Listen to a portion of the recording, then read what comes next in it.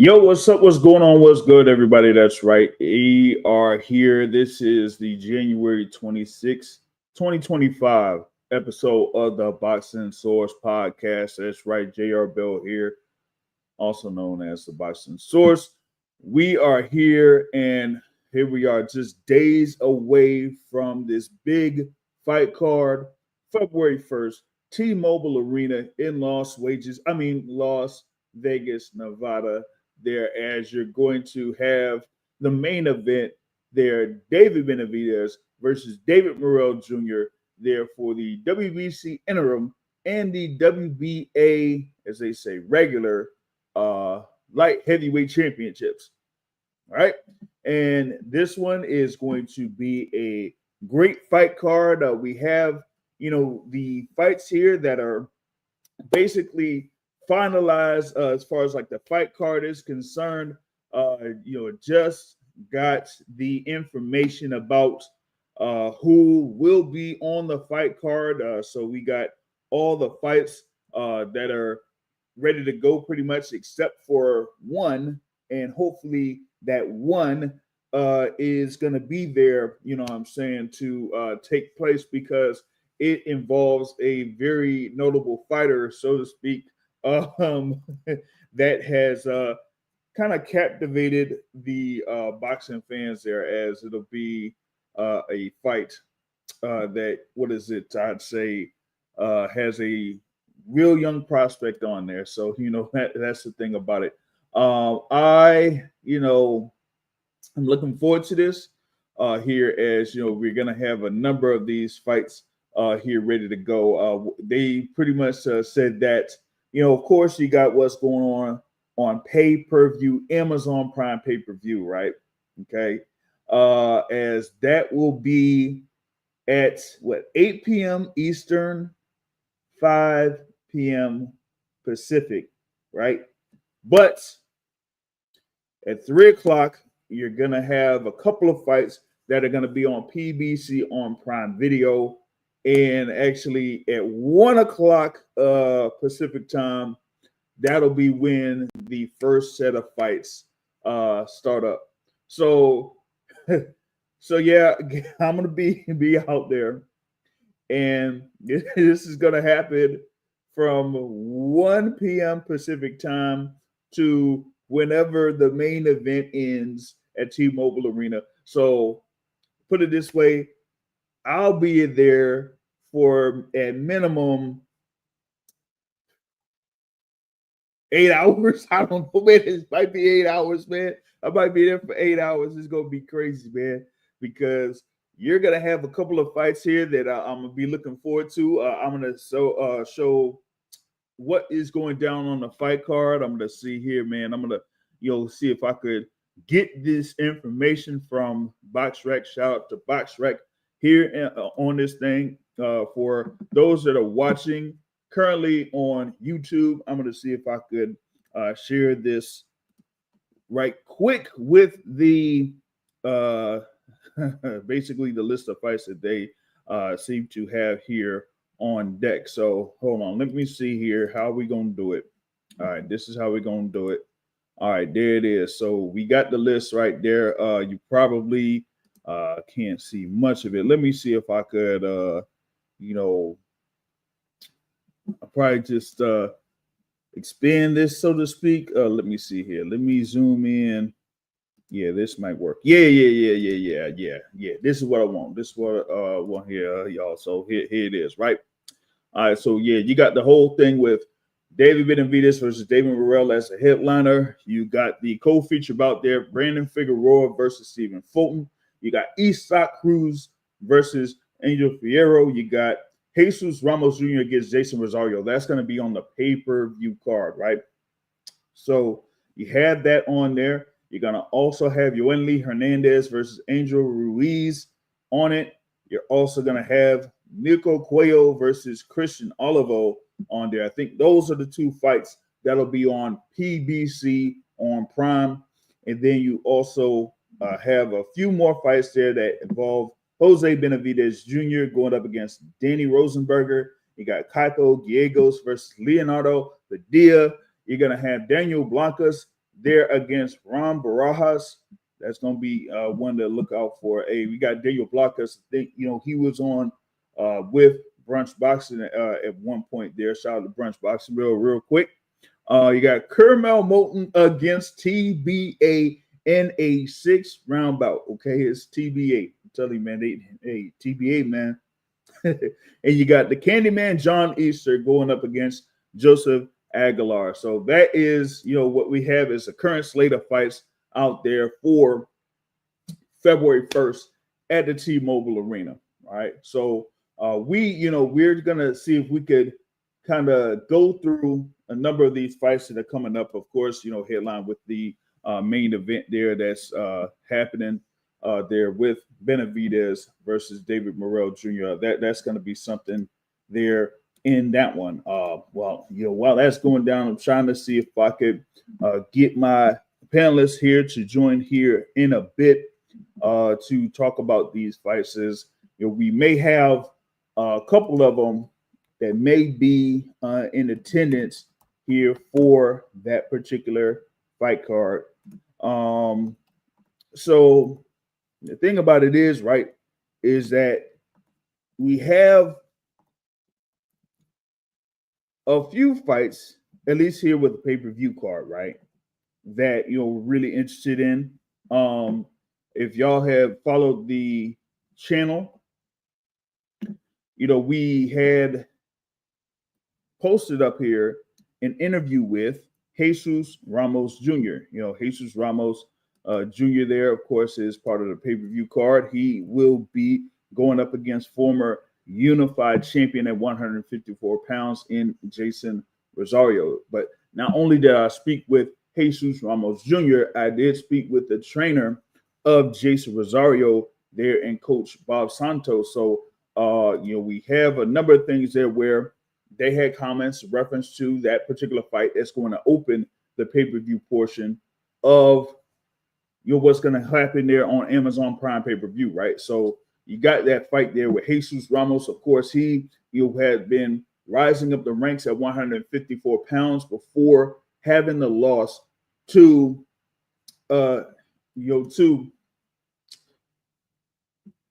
Erickson Lubin, right? Now, thing about it was that there are a few people that kind of felt that he won that fight. Scorecards were pretty much like in favor of Erickson Lubin. The closest scorecard was just one scorecard, 7-5 in favor of Erickson Lubin, while the other one was like 8-4, and another one was 9-3. But Jesus Ramos came back from that in May of last year with a stoppage win over Johan Gonzalez, where he pretty much beat him up, over the course of 8 rounds plus, and then in the 9th round just ended up ultimately stopping him. He looked to, try to get back in the ring again last year, but didn't necessarily happen. So this will be his first fight since his win over Johan Gonzalez, and he's just looking forward to this bout. He said there in his conversation with us that the time that he was, out and not necessarily in the ring, he had a couple of times when he was in camp, of course, working with Abel Ramos while Ramos was preparing for his fight against Mario Barrios, right? But now that he's here in the ring against Jason Rosario, of course, with Jason Rosario having that fight that ended up in a draw against Jared Hurd that was on ProBox TV last year, pretty much August of last year, right? So he's looking to see which version of Jason Rosario is going to be there in the ring. And he is expecting the Jason Rosario that defeated Julian J. Rock Williams to, become the unified champion. Not the one that, lost to Mel Charlo, and not the one that, fought Jared Hurd. So he's preparing like he's going to get the best version of Jason Rosario, Shout out to those in the live chat here checking in. Morales Pro says he got the underdog Morrell for sure. Benavidez's pressure has to work, or Morrell can get the sleeper. Sneaky power. Good one. That's the one thing that I was gonna bring up there in a preview for that particular fight there, because it's a clash of styles, so to speak, when it comes to those two fighters. I'll get on to that there a little bit, right?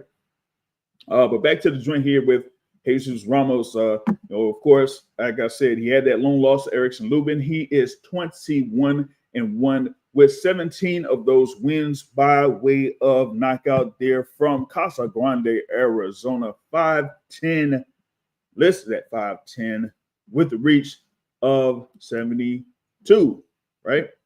And then you got Jason Rosario, like I said, former unified champion at 154 pounds.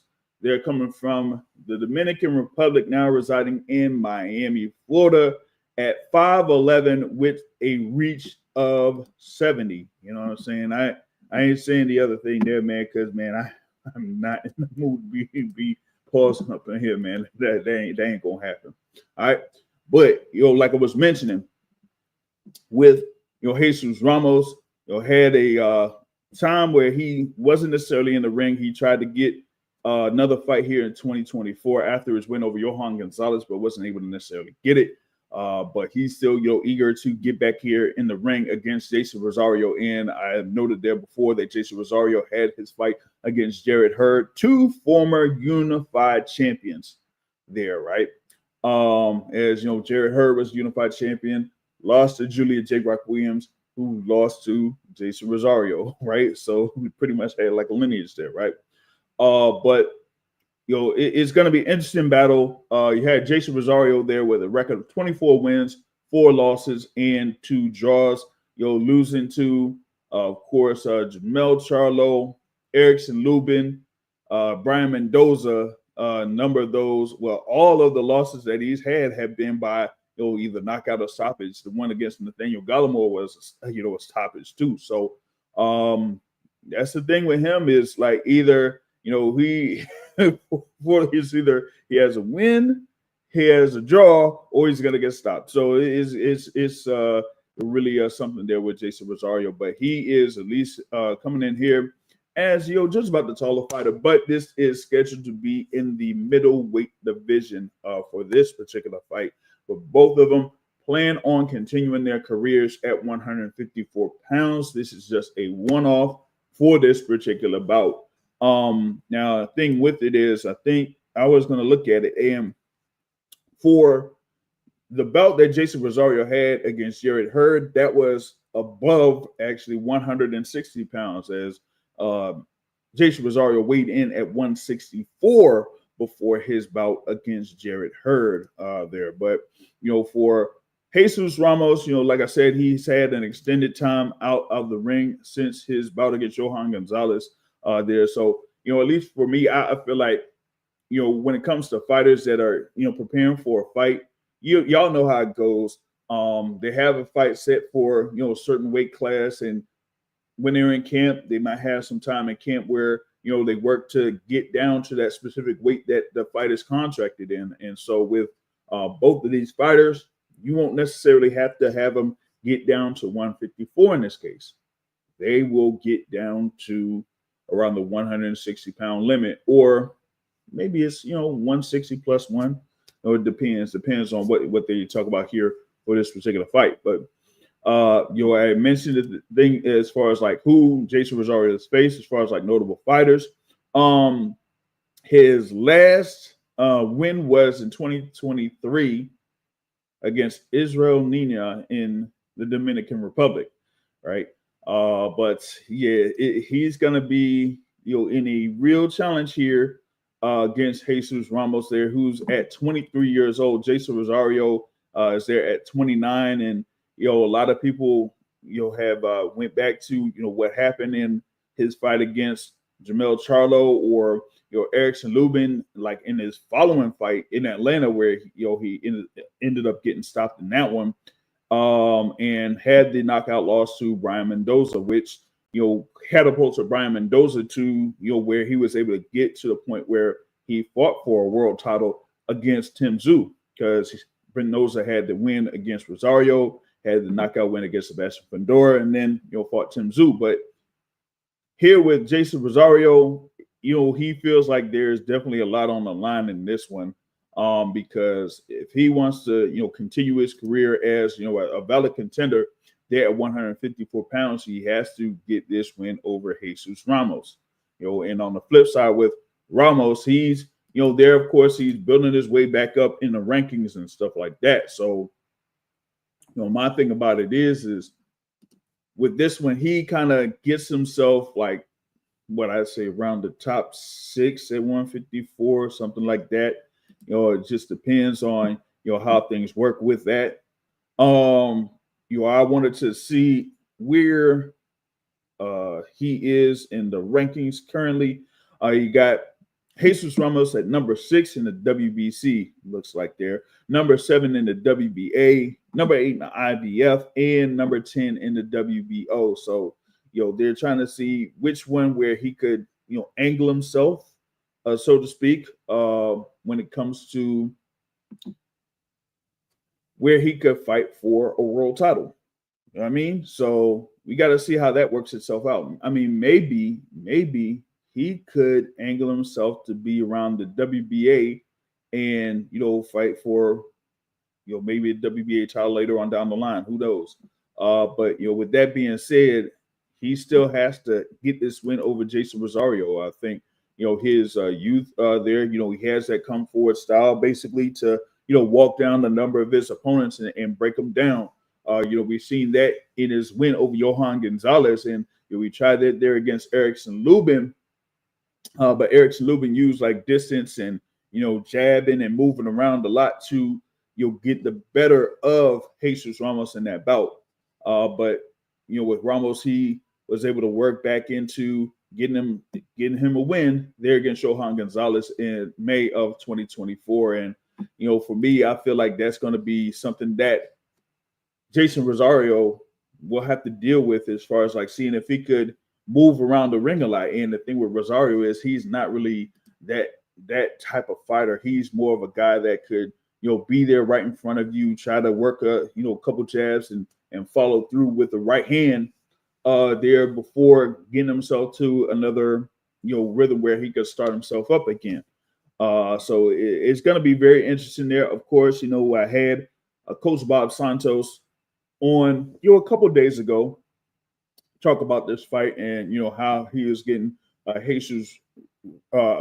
Jason Rosario ready for this bout against the young fighter there in Jesus Ramos. So, I mean, that's a definite good fight to look forward to.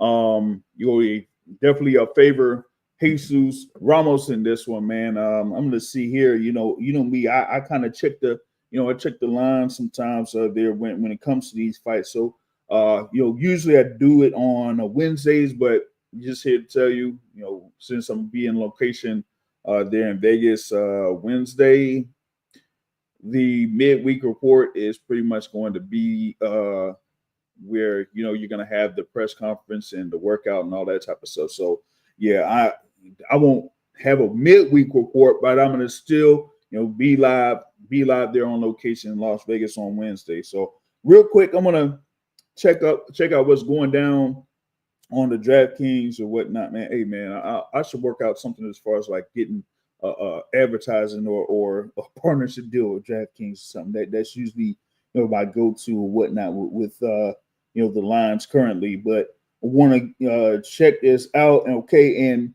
the thing is here with this particular fight, they have Jesus Ramos money line at minus 1,600 and Jason Rosario at plus 800. They said percentage of bets placed here. We got 92% in favor of Jesus Ramos. It's 8% for Jason Rosario. So I mean that's what they have there on DraftKings, and so you see that they highly favor Jesus Ramos here on this one, man. I'm trying to see if what else we got here. Right, we got FanDuel. I'm gonna try to check out FanDuel as well. There as they got it at Jesus Ramos at minus 1,800 and Jason Rosario at plus 720.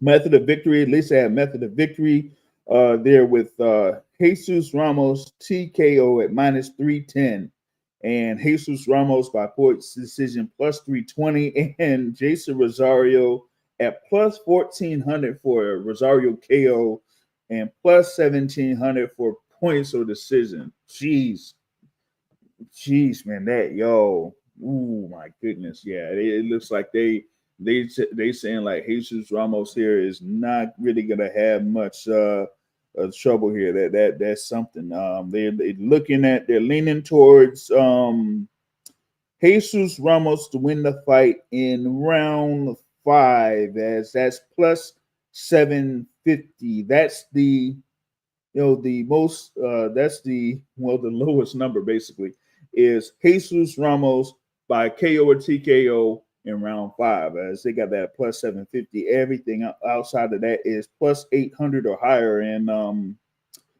for Jason Rosario to win the fight by KO in any round is plus 10,000. Any round, you can put something on any round.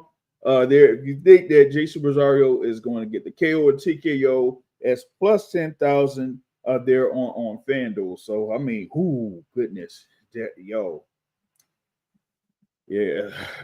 According to the books, it looks like Coach Bob Santos is going to have a lot of work to do here with Jason Rosario in this bout against Jesus Ramos. Man, that is some crazy odds there. And the thing about it is I had talked with Samson Lukowicz, of course, the promoter there for Jason Rosario, and multiple times in the past, and he kind of said that this one, here for Jason Rosario is like make or break as far as like continuing his career there. So he's definitely going to really go at it there against Jesus Ramos, and definitely seeing here if he's going to be able to end up getting a win here. But yeah, the odds is like really not in his favor for that. So that's going to be something. Shout out to everyone that's listening live here on the Boxing Source podcast. Here, if you if you can support, hit the like button, hit the share button to support the Boxing Source here. Shout out to everyone here that's on the live chat here. Shout out to Edward Morris in the building. Salute to you. You got Brother Champion in the building. He picking Benavidez by TKO, with Jesus Ramos still in the show representing the state of Arizona. And Edward Morris got David Morrell Jr. in the main event. That's something there. Like I said, I mean that's going to be the fight that I've been looking forward to since both of those fighters were in the super middleweight division, right? So I'm going to get into that there a little bit. I'm just going through the at least the main fight card there. Amazon Prime pay-per-view, like I said, February 1st, T-Mobile Arena, Amazon Prime pay-per-view, right? Now, next up, we got Isaac Cruz. There, Isaac Cruz Gonzalez, as I say, with the whole thing, with the whole names, right? He will be facing Angel Fierro here in this one. We got that as scheduled for 10 rounds.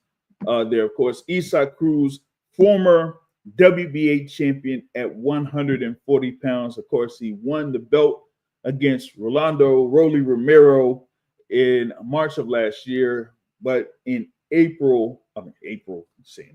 August, right? August of last year, he faced Jose Raul Valenzuela in Los Angeles and lost by split decision there. So he lost that WBA belt. This is his first fight since that particular bout against Angel Fierro there, who is coming off of a win in November over in Tijuana, Mexico. There in an 8-round bout against a fighter that was 26, 30, and 6. That's Mexico. All right, here we go. Here we go. Isaac Cruz there with 26 wins, 3 losses, and 1 draw. 18 wins by way of knockout, coming from Mexico City, Mexico, at 5'4", with a reach of 63 currently, or how they say it. And you have Angel Fierro there, 23 wins, 2 losses, 2 draws, 18 wins by way of knockout, listed at 5'7", with a reach of 70. Right. So, I mean, we got a good thing here with they both have the same amount of knockout wins and stuff like that. So, hey, maybe this might be a good little action-packed matchup that they set up here for this one. Like I was mentioning there with Angel Fierro, he is listed at 5'7" with a reach of 70, and you got Isaac Cruz there at 5'4" with a reach of 63. So that is going to be something to kind of like look at. I mean, I talked about the thing there with Isaac Cruz. Of course, a number of people, fight fans, have seen him since his bout against Vontae Tank Davis, right? And ever since then, he's kind of had a little bit of a following, particularly in his following fight after fighting Tank Davis, where he fought Yuriorkis Gamboa at AT&T Stadium. That one, I was there, AT&T Stadium, right? And outside of like the main event, of course, with Errol Spence Jr. going up against Yordenis Ugas, by far, Isaac Cruz got the most crowd noise or crowd support and stuff like that. And that one, he beat up Yuriorkis Gamboa over five rounds. But ever since then, he's had a couple of good followings, good bouts, except for the one that he had against Giovanni Cabrera, man, because in that one, I'm sorry, y'all, but I'm still mad. I'm still mad about that fight because I picked Giovanni Cabrera to win by decision, and then I said joint said split decision for Isaac Cruz. I was like, oh, come on, I could have got something on that. I could have got something on that, but nope, they got it to Isaac Cruz for that particular bout. That was funny. But of course, after that, he was put in position to fight Rolly Romero. Oh my goodness, and he beat him up. Hey, listen, some of y'all, of course, know about Romero's style. And remember, he was put in position to win that WBA belt at 140 pounds, getting the win over Ismael Barroso by controversial things there, so to speak. But still, Rolly Romero was a WBA champion. And the next bout, he went up against Isaac Cruz, and you saw that he just couldn't deal with Isaac Cruz's pressure. And Cruz just ended up breaking him down and ended up stopping him, right? But now, we have Isaac, coming off of the loss against Raul Valenzuela. That was a really close bout there in that one. And now he goes up against Angel Fierro, who's, a taller fighter there, has a longer reach. He's trying to look for a couple of fights that he had where you might be familiar with the names. Juan Carlos Burgos is one name that maybe fight fans may be familiar with. But in that one, that was back in 2022, and that ended up being a majority draw there with Angel Fierro and Juan Carlos Burgos. And maybe Alfredo Santiago. I don't know. Maybe Alfredo Santiago. Some people might be familiar with, but because he had fought Devin Haney some time back.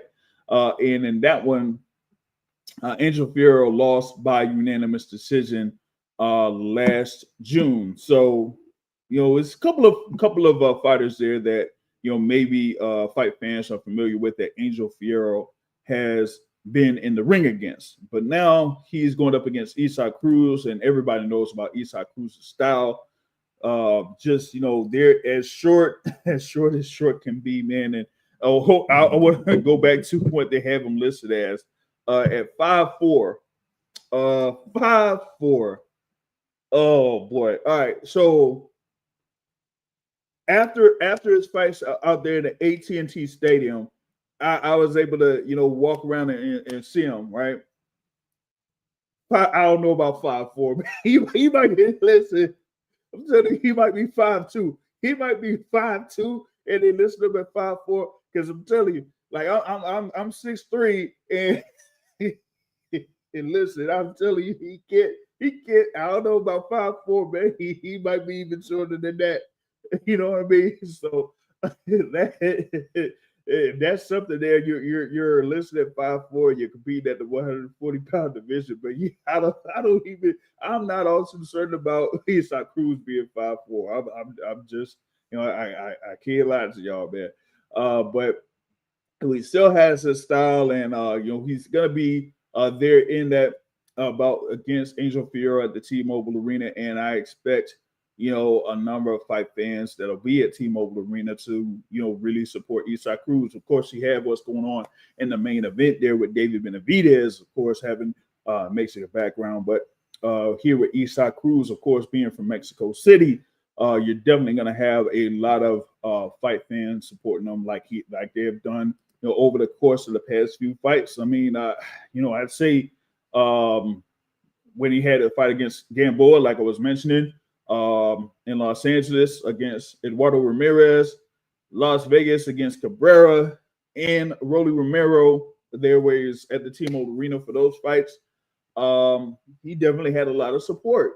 And you could say the same thing about his bout against Rayo Valenzuela. So you're going to see a lot of fight fans during the pay-per-view where they're going to be definitely backing Isaac Cruz in this one. For me, I would have to, I guess, over the next couple of days or so, if I can, look more into, what Angel Fierro has done here in the ring, I guess, recently. Hopefully, I can find something with him against, Alfredo Santiago or whatever it is. But, a lot of people are kind of leaning towards Isaac Cruz for this. So, of course, here, like I said, I gotta hit the betting lines on it. And on FanDuel, they got Isaac Cruz there at minus 1100 and Angel Fierro at plus 540.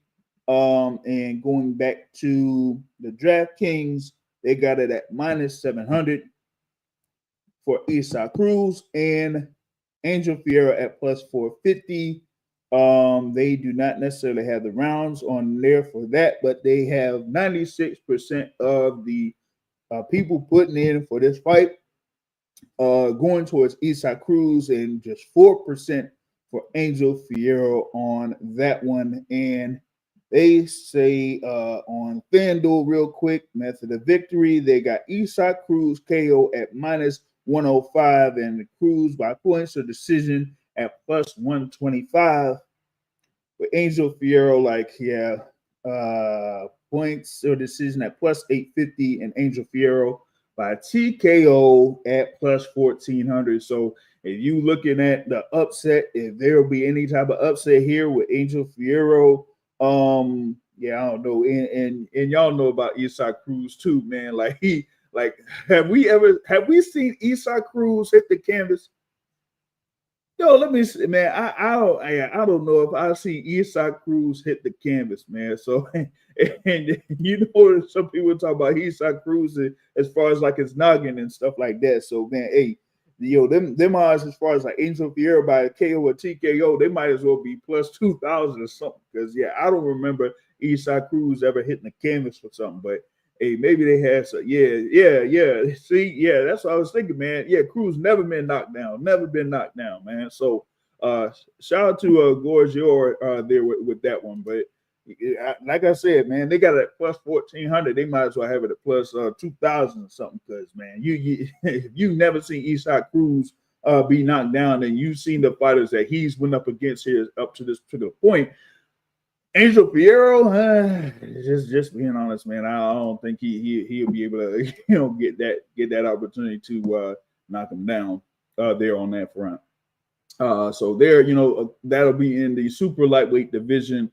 There, with Isaac Cruz, of course, trying to get back in the mix there at the top of 140 pounds.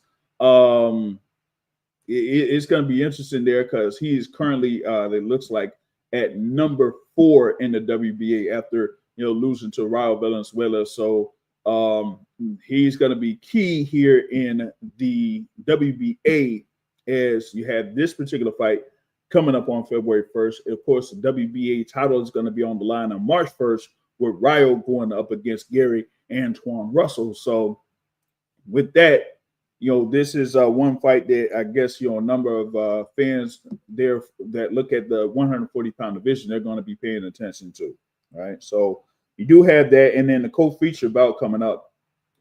WBC featherweight title on the line. You're gonna have the rematch. Brandon Figueroa, right, going up against Stephen Fulton. That's right. It's gonna be the Heartbreaker, not the Heartbreak Kid. Okay, it's the Heartbreaker, not the Heartbreak Kid. Y'all know Heartbreak Kid is Shawn Michaels, right? So Brandon Figueroa is the Heartbreaker, and you got cool boy staff Stephen Fulton. They're of course former unified champion there at 122 pounds, getting that unification with the win against Brandon Figueroa in 2021.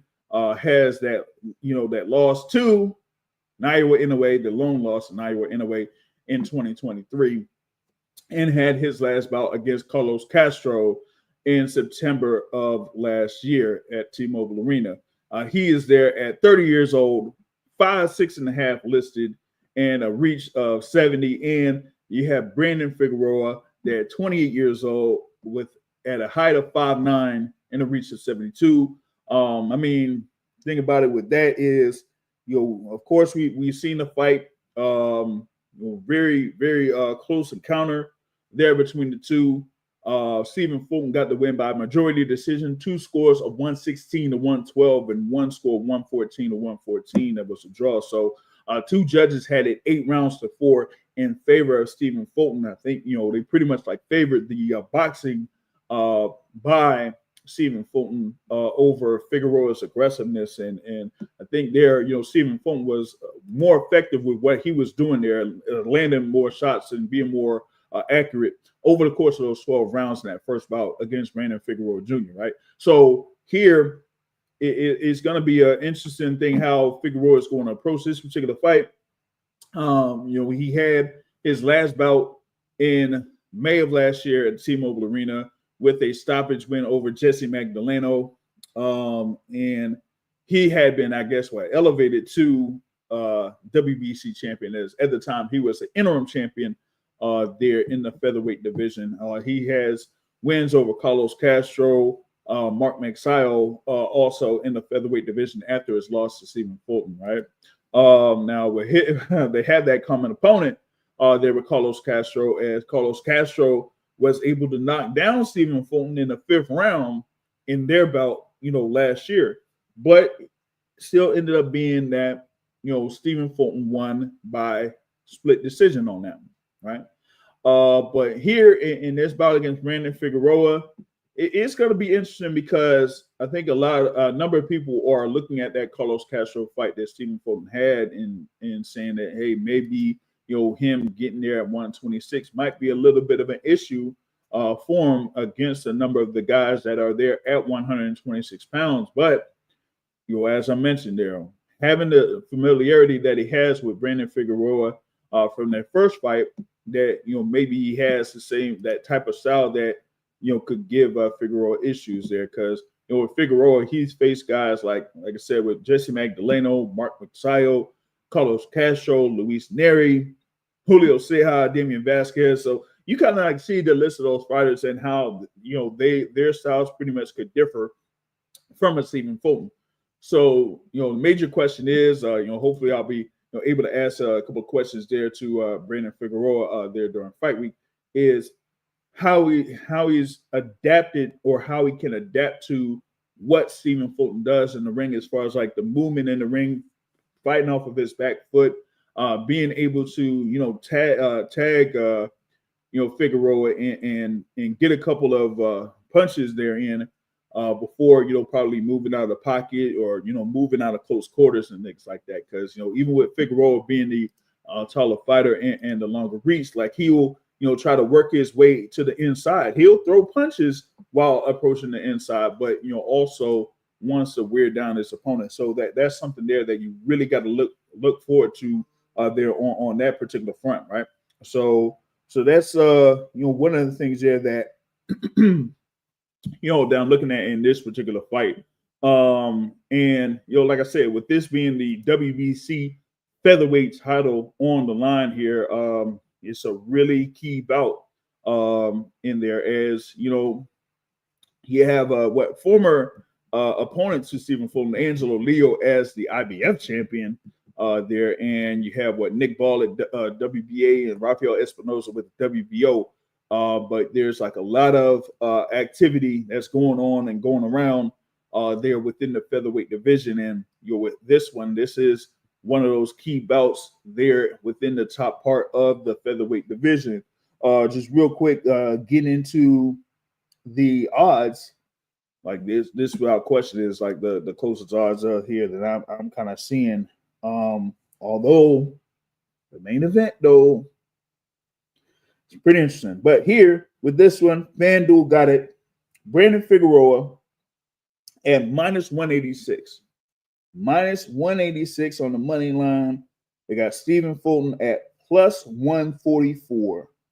Like I said, very close there. So I mean, you really ain't getting I don't know, because it might even get a little bit closer, during fight week, still. So that's the thing about it.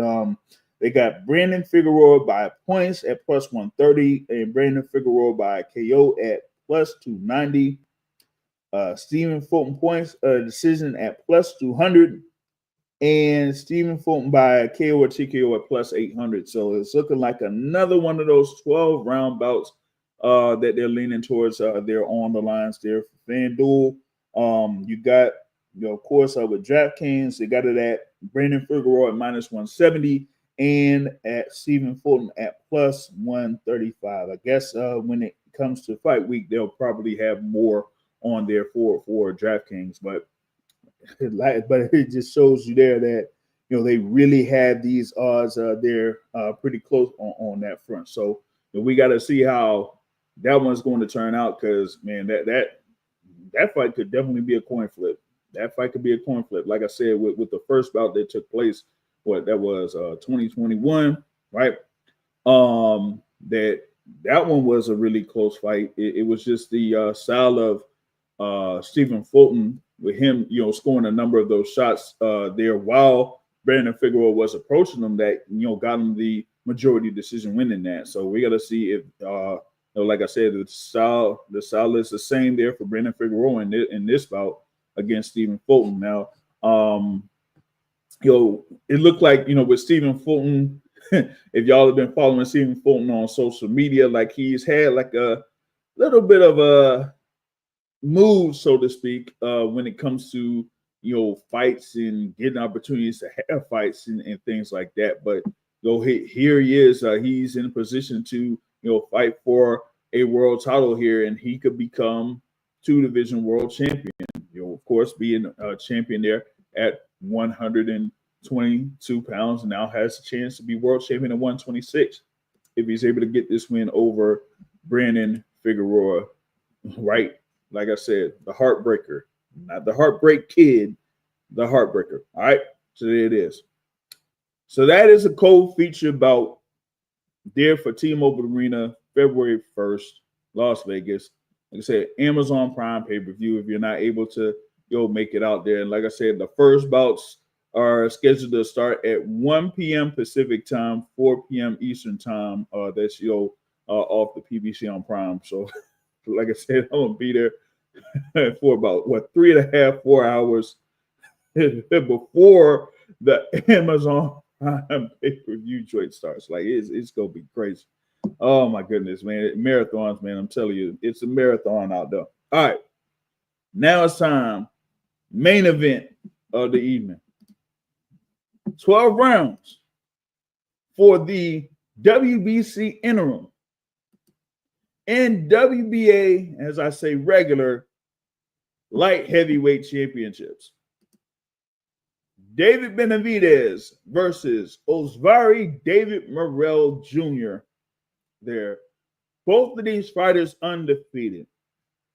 David Benavidez going in there with a record of 29 wins, no losses, 24 wins by way of knockout. He is there at 28 years old, listed at 6'2", with a reach of 74.5. And on the opposite side, you're going to have David Morrell Jr. there with a record of 11-0, 9 wins by way of knockout, 27 years old, listed at 6'1" with a reach of 78.5. Ooh, this one here, man, I'm telling you, this one I have been waiting for since both of these fighters have been in the super middleweight division. Y'all have followed what's been going on over the course of the past couple of years, at least here through the boxing source. At least myself, I've been part of the show there, Real Boxing with Ronnie Shields. Usually on Tuesday nights on War Week Boxing, and your coach Ronnie, who's there, of course, in the corner of David Morrell Jr., has stated on multiple occasions that they were approached about this fight when they were in super middleweight, but this was when David Morrell was around 3-0 or 4-0. He had won the WBA regular title at super middleweight, right? Back, what was that? Back in 2020 against Lennox Allen. But when they were initially approached about that fight, Coach Ronnie was saying like, "Hey, just getting familiar with being around David Morrell Jr. Let's circle back when David Morrell has had a few more fights, but didn't necessarily happen at super middleweight." And David Benavidez, at the time was trying to build his record up there as at one point the WBC champion at super middleweight there, but after, by some strange reason, after having it be vacated there in 2020 or whatnot, he was Benavidez was still doing this thing, going up against like Cameron Davis, David Lemieux, and then in 2023, he had those bouts against Caleb Plant and Demetrius Andrade. Now, the one against Caleb Plant, right, that one was one of the more anticipated bouts at the 168-pound division. Of course, at the time, Caleb Plant was a former IBF super middleweight champion. They're, of course, losing a bout to Canelo Alvarez. And that one, David Benavidez was able to outpoint Caleb Plant to a unanimous decision win, then ended up stopping Demetrius Andrade. But in that process, they were talking about, he could potentially fight Santos or Alvarez Barragan, but didn't necessarily happen, at least not in 2023. Then you go up to 2024, where he was part of that Tank Davis versus Frank Martin card, that co-featured bout at the MGM Grand. He was able to get a unanimous decision win there. And then after that, it was, okay, he's the interim champion at super middleweight, and interim champion at light heavyweight. Like, which, weight class is he going to be at? And it pretty much was predicated on if Canelo Alvarez was really interested in fighting David Benavidez at the time in September of 2024. But, hey, we've seen that wasn't going to happen. So David Benavidez moved on. So now we set up this fight here against David Morrell Jr. here at the light heavyweight division. Like I said, David Morrell, they're at 11-0, 9 wins by way of knockout. Had his last win over Hot Rod Rodovich Kalajic in August of last year in Los Angeles. He's stopped the likes of Senak Beko, Yamaguchi Falcao, where he verbally called out David Benavidez in 2023.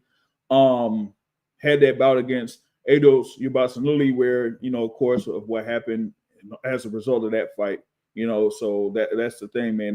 That was a crazy thing as far as what ended up happening to Eidos Ubasanuli on that one. But he's been waiting for this fight for some time now. He's very confident. He seemed to be very confident ever since they've kind of had their encounters, whether it's the press conferences, there you had the workouts.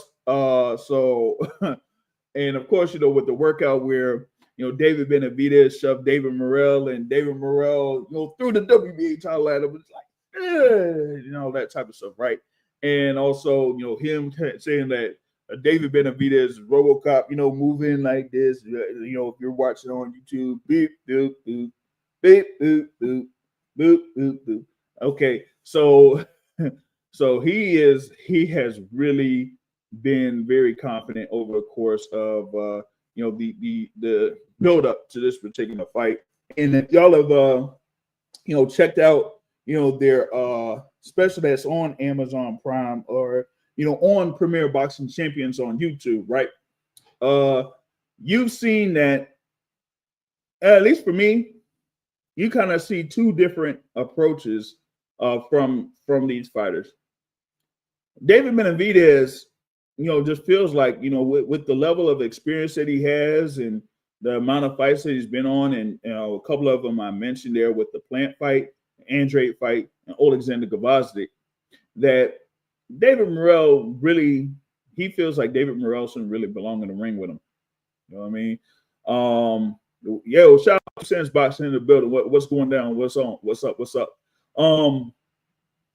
And you kind of like seen it in the two episodes that they've had for this particular fight, that David Benavidez is like really, it almost seems like he's frustrated in a sense. I don't know why, but it seems like he's frustrated in a sense to David Morrell Jr. But I feel like he should approach this fight a little bit differently, because I'm telling you, David Morrell is a guy that, I feel like it's for like the first time that David Benavidez is facing someone that is not only around the same height, but around the same, build and size. But the difference is that with, of course, David Morrell Jr. having a Cuban background, having a extensive amateur background. And, I mentioned this, on the Sycamore Sports Media podcast here the other day, is that he's faced guys in the amateurs that either have had like a record of almost like 165 and 23 or over 200 amateur fights there in the Cuban boxing circuit, or been involved in the World Series of Boxing. Yeah, the same like World Series of Boxing that Alexander Usyk or Joe Joyce has been involved in, right? So he's had a number of fights where he's fought multiple styles over the course of the years before turning pro. And that's why when he did turn pro, he was able to go up against Lennox Allen in his third professional fight for that WBA super middleweight title. So a number of folks that, had been talking about Morrell, and this one being his 12th professional fight. Look at the guys that he's faced over the course of his pro career, just to start off with. And as I mentioned before, his amateur career, where, at least listed on BoxRec, it's about like 51 or so fights, but it's probably much more than that. You know what I mean? Now, 93 Octane does bring up something, though. He says, while Morrell was racking up amateur wins in Cuba versus children, 15-year-old Benavidez was sparring prime Golovkin. Big difference. I get that, but that's Golovkin, though. Like, do I have to? Oh man, 93 Octane. I know that you've kind of been on and off here with the podcast, but Golovkin, you part of Golovkin. Oh man. It says Gerardo here says, Cuban notice national Cuban teams. Yeah, man. I mean, even if I like, man, I could see if I could pull this up here on the BoxRec or whatever it is, man. Let me see here. I could do that and then share the screen, right? So just give me a little bit here. Hold on just a moment here as I'm on here on the YouTube with sharing the screen there with the BoxRec, right? So if I could just get this thing queued up. All right, I'm going to go to 2016 where he faced Julio Cesar La Cruz. And you see the record right there.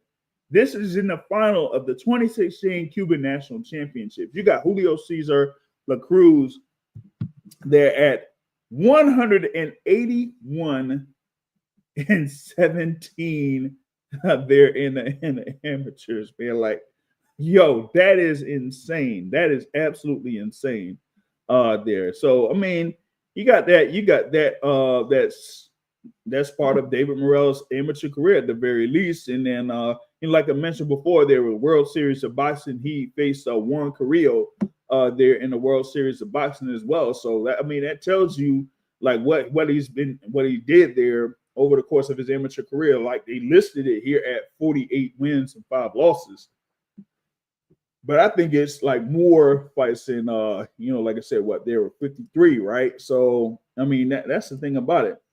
It says, just remember there, Nonito Donaire versus, Rigo, Guillermo Rigondeaux. Rigo only had 11 professional fights, and Nonito was fighter of the year, and look what happened. You know what I mean?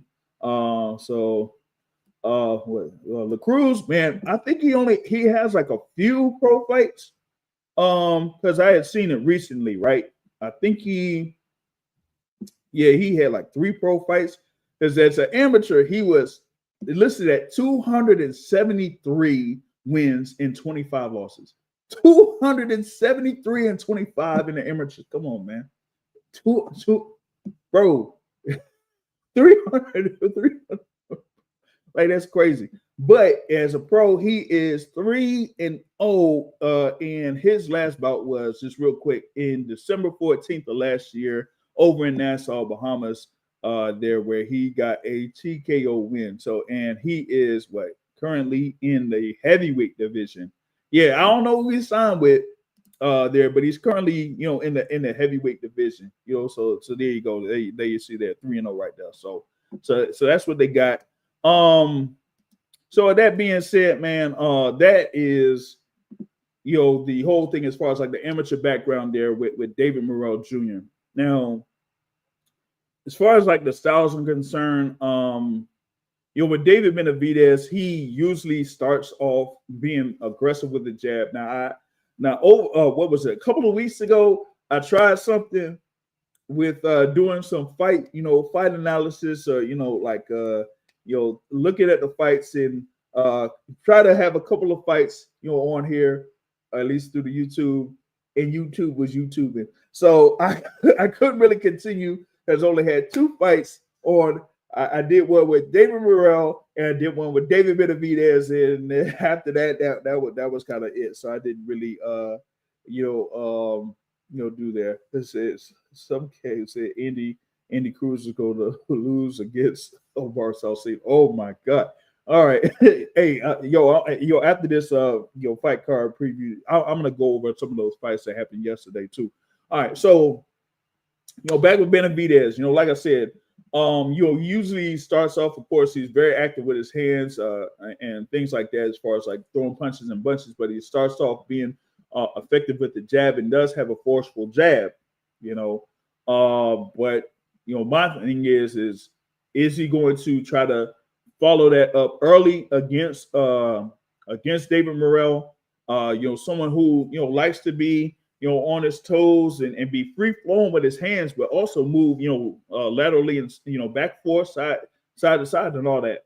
So my thing is it going to be to the point where Benavidez has to start off early with the jab and be forceful with it? Because as I mentioned before, with the tail of the tape, you have David Morrell Jr. with a longer reach than Benavidez there listed, right? And it's almost giving me vibes of what happened in July of 2023. What was that? July 29th, 2023. Errol Spence versus Terrence Crawford. And the thing with that one is that Errol Spence was able to handle business against a number of the fighters that he faced there, but he went up against a guy in Terrence Crawford who pretty much had, at the time, like not just the thing with the skill level, but he had a longer reach and had a very good jab himself. And so early in that fight, you seen that Terrence Crawford was able to land a jab over Spence's right jab. And after that, it was something. Here in this bout, that's what I'm going to be looking for early with David Morrell Jr. If he's able to land a jab over Benavidez's jab and be very successful with it early in the fight. If he's able to do that, combined with the movement, I don't know. And the thing is, hey, you said Benavidez is training harder than ever for this particular bout. Like he's, given his background as far as like what he's been able to do, particularly like I said from 2023 on, he's had a very, very decent resume there with the fights against Caleb Plant, against Demetrius Andrade, against former champion at light heavyweight Alexander Vasek. And now he wants to like prove something here against David Morrell Jr. But for Morrell Jr., when you have someone that's been eager to fight David Benavidez and has looked forward to this fight since I said April 2023, and he's been out there working with Coach Ronnie Shields in Texas there, and it's like he's free flowing, he's loose, he's not tense and uptight, and that's one of the things as far as like this particular bout being a headlining bout. Amazon Prime pay-per-view main event, that this is the first time that you're gonna have David Morrell headlining a pay-per-view main event. He's been the main event in multiple cards, of course, in the Armory in Minnesota, and he's been, as I mentioned there, with his bout against Yamaguchi Falcao. He was part of that Tank versus Ryan fight card at T-Mobile Arena, where he just dusted Yamaguchi Falcao within one round. Now he's going up here against David Benavidez in a 12-round bout, scheduled for 12 rounds. And there's definitely a lot on the line. These are two guys that are, kind of like listed at the top 5 in the light heavyweight division. And the winner is kind of poised to be in position to fight the winner of Artur Beterbiev and Dmitry Bivol, who will have the rematch on February 22nd. You know what I'm saying? It said Cuban said he was 110% for the Gavasik fight. After the fight, he said his hands were injured. He said suffered a cut, blah blah blah. If I'm not mistaken, those that knew, like they knew about the whole thing with his hands before the fight. So, but hey, that's the thing about it with what goes on with this fight thing is fight week. You'll be like, hey, we're 100%, we're looking good and all that type of stuff, and then after the fight you'll hear a little bit more on it. But here fight week, you might get a couple of things there that may happen for this thing coming up, right? Now the odds, like I was talking about with Figueroa versus Fulton, Benavidez versus Morrell is not much different on that, right? Actually, on DraftKings, you got David Benavidez at -175 on the money line, David Morrell at +140 on the money line, and that's very close, at least in my view.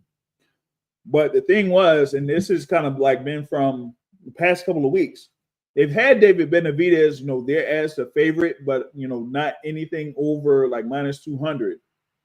But the percentage of bets placed they got here for DraftKings, they say 90% for David Benavidez and 10% for David Morrell.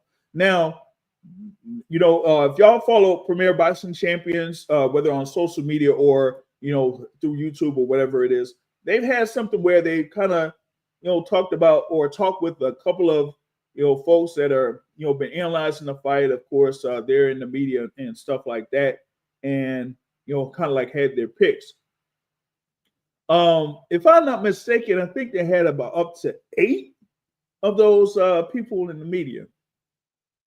Not one of them, not one of them picked David Morrell Jr. Not one. Okay. That kind of like goes into this whole thing about 90% of best, people like kind of picking or putting their money on David Benavidez, right? So yeah, man. Gerardo says Benavidez faced Gavasik, who was 37 years old with 2 years off. By the way, nothing on his punch. Well, he didn't necessarily have 2 years off. I mean, he had like a couple of fights that were, on what it was. He was on that fight card on it was May 6th of 2023. He had that fight, and he was on the he was on the fight card with what was that, Canelo versus Charlo? Was that? Yeah, that was it. Yeah. So yeah, he didn't have like a two-year layoff. Remember, after he lost to Beterbiev, he was out for almost 4 years before he got back in the ring. But he had a few fights in 2023 before facing David Benavidez on that front. So yeah, that there was that. Back to the thing with the odds there. I'm back on the DraftKings, like I was mentioning. David Benavidez at minus 175. David Morrell Jr. at plus 140. 90% of bets are in favor of David Benavidez, 10% in favor of David Morrell Jr. Over under is set at 10.5 rounds, and they have it over at minus 330, under at plus 225. They have David Benavidez by decision at plus 130, by TKO at plus 330. They have David Morrell by decision at plus 250, and David Morrell by KO at plus 550. Just that real quick. And for the FanDuel, they got David Benavidez at minus 196 and David Morrell at plus 150 there, man. So that's what they got there, at this particular point, for that fight. Like I said, those odds are fairly close there on that front. And I don't know, man. I'm telling y'all, going into fight week, I'm gonna be out there, from the start to the actual fight. So I'm gonna be there for the grand arrivals there that's scheduled for Wednesday. We got the whole thing with the pressers and the weigh-in and all that stuff. Like, I'm gonna be there for all of that. Like I was mentioning before, with the whole thing on the 2 episodes that they had for this fight, I'm looking at the mentality of David Benavidez, and I'm like, it's kind of, interesting how they have that. So, and his mentality for it. You seen the 2 specials there. You seen what happened there in the 2 press conferences, and it's almost like his mindset is kind of off with that. Now, like I said, you have those, the trainers in the corners. You have Jose Benavidez Sr. there for David Benavidez. You got a coach Ronnie Shields there for David Morrell Jr. With Jose Benavidez Sr., I mean, he was, just there at the Cosmopolitan in Las Vegas with Diego Pacheco, who scored the win over Steven Nelson by decision. And now he's going to turn right around, be prepared for this following week, big week there. So he's been in Vegas for some time now for this bout.